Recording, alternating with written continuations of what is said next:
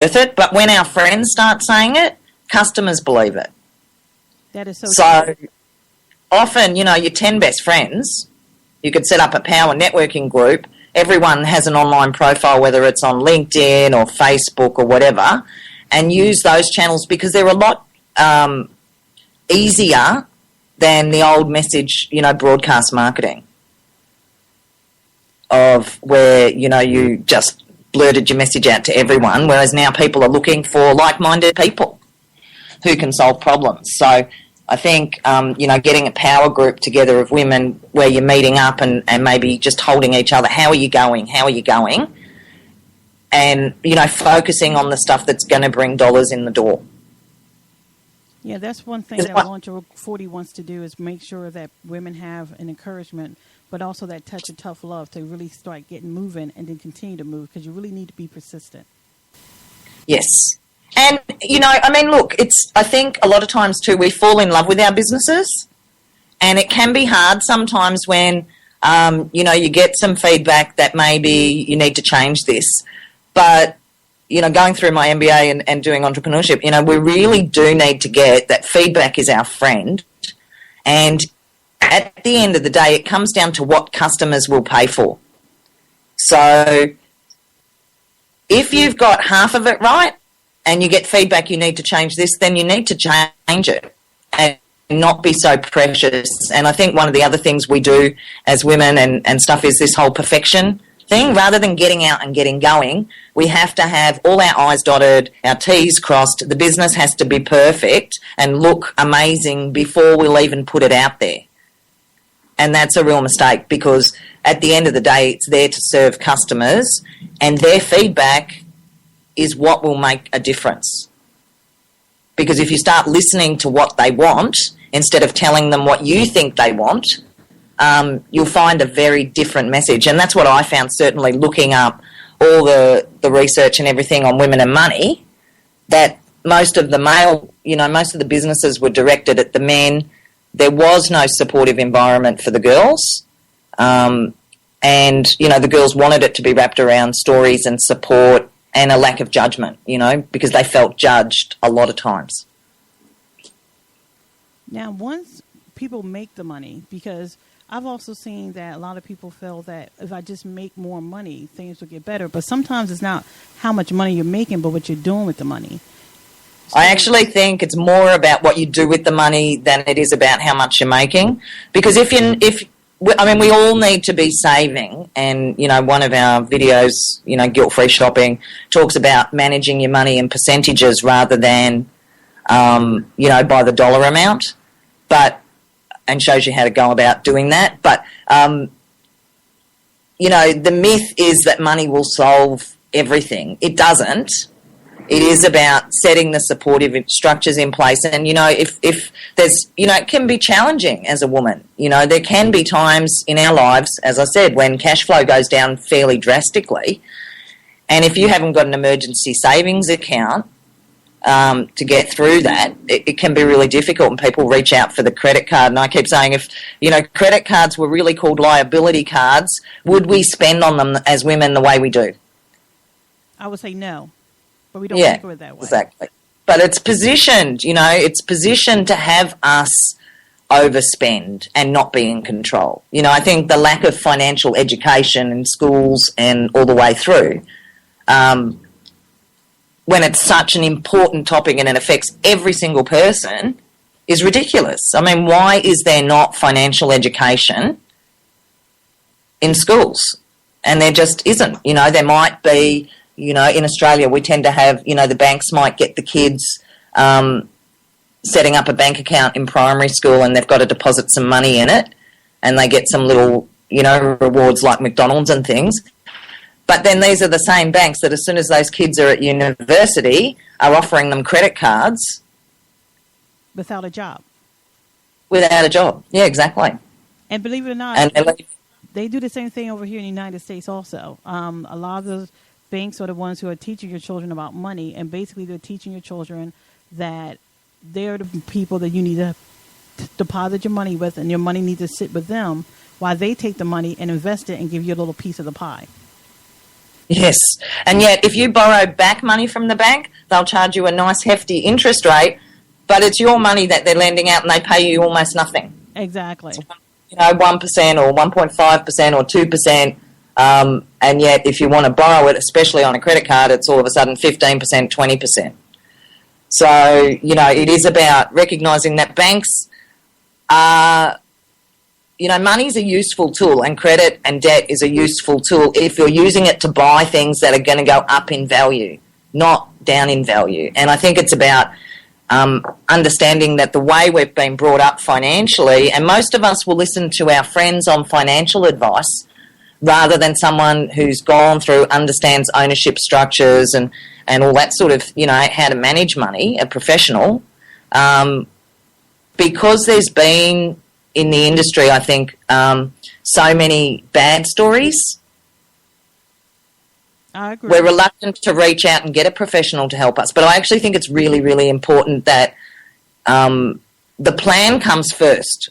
It's a myth to say, I think having good financial habits and a plan on where you're going to go with your money is what gets you wealthy. It's a myth to say, well, when I've got money, I'll take care of it. I'll go get the advice then. But it's very expensive doing it that way. So basically what you're saying is that basically we need to sit down, look at where we are and where we want to be and put it on paper. Absolutely. Yeah. And we've got to learn to understand it's goal setting, but it's adding the money to it. I mean, I think we all set goals. I was teaching at Bond University yesterday, the undergrads in finance, and they were sitting there glazed over at all the financial terminology. And I said, it's not that complicated. Let's cut out the jargon and think about it. Every one of you had set a goal to get to university. And you've had to work hard and get the OP scores and the grades to get in. And now you've got to learn to fund it, and you've got dreams of what your career is going to be at the end. All we're doing with money is making sure that it's doing the same thing. And I'm a real big believer in that, they used to say diamonds were a girl's best friend. I actually think pigs are a girl's best friend. Pigs? Pigs. I said this in a MBA class and financial planning, actually, and she uses it now with every student. But passive income generators, so things that where you've created a book or an audio program or something, whether it's an investment property, funds, but things that are going to bring in money passively. Because I think what most of us do is we've been taught go to university or go to school, get a job, and then spend what you earn and save what's left over. And I think that's backwards. I think it should be do what you want to do because it's your life you're trading, it's your time. So find a career that you actually love doing, and then you'll persist and get through the tougher times and all that sort of stuff because you really genuinely love it. And then you'll get excellent at it. But recognise that cash flow from that job is really not all spending money. It's part of it is setting you up so that you've got financial freedom later on. So saving, 10 or 18% of that from the beginning will be the thing that allows you to create investments and all that sort of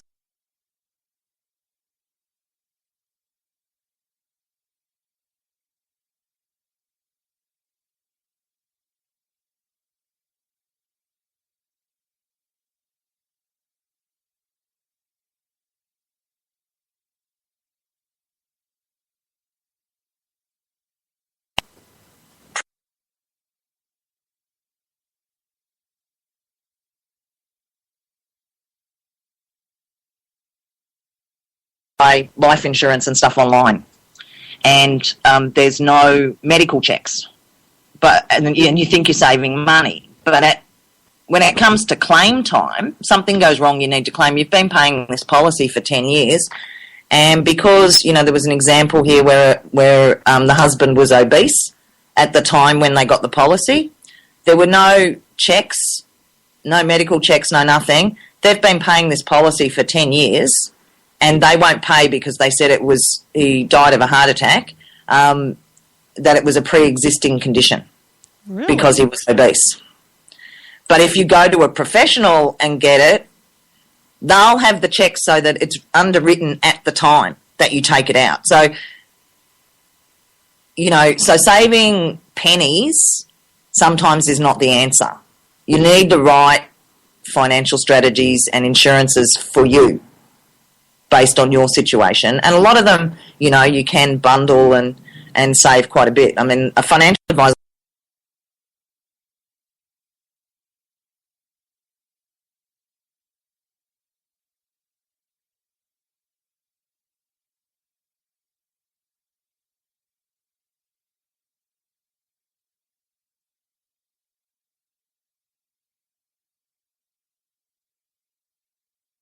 into decisions.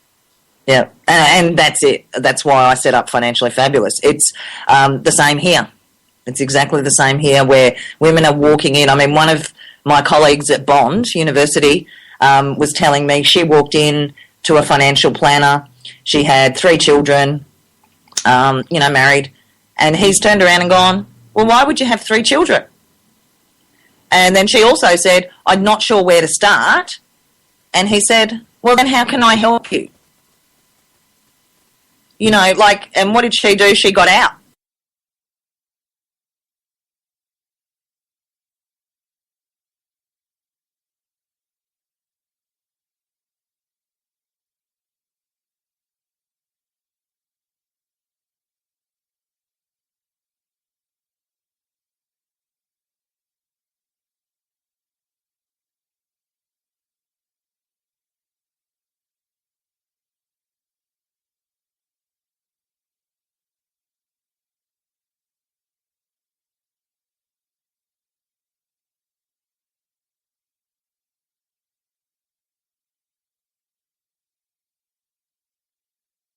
Finding the right planner for you. And it's got to be someone that you can have real conversations with, that you don't feel judged, you feel supported. So without necessarily the financial planning, I mean, I'm looking at doing this globally because we've found out we were able to do it in America, Australia, New Zealand and the UK with live bank feeds. So you can actually, do all the profit and loss, and we can explain them and change the names of the things so we can actually educate women when they're seeing where they're going. And you can, mirror that if you continue this in 5 years' time or 10 years' time, it's not going to be a happy ever after. We need to tweak this.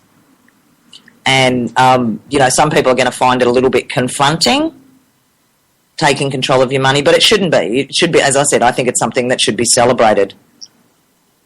Because I think we're educated to not be in control of it.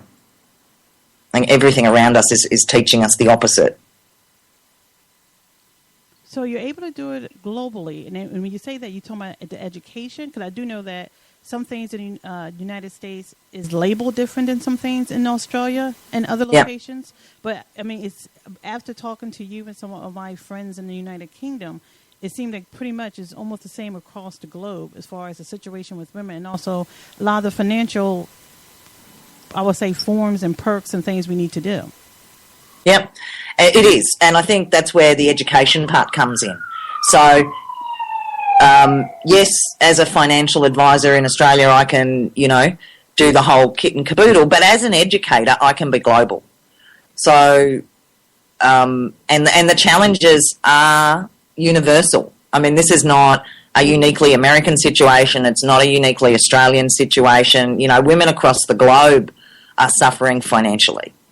And even though we're making more money than we were and we're getting more educated, we're still generally being underpaid compared to men because we're not able to negotiate, or we don't feel comfortable negotiating. We think that if we just add lots of value, people will recognise us and pat us on the back. Doesn't work that way. You need to learn how to sell yourself and all that sort of stuff. But as I said, there's new software that's coming out that gives live bank feeds and things that I've been looking into, and we'll be able to do an educational thing. So I've done, my free Happily Ever After videos and workbooks that everyone can get hold of and just start working through. But that is a little time consuming, but it's fun too. I mean, we don't make money boring, but it'll explain, Cinderella and wills and all that sort of stuff.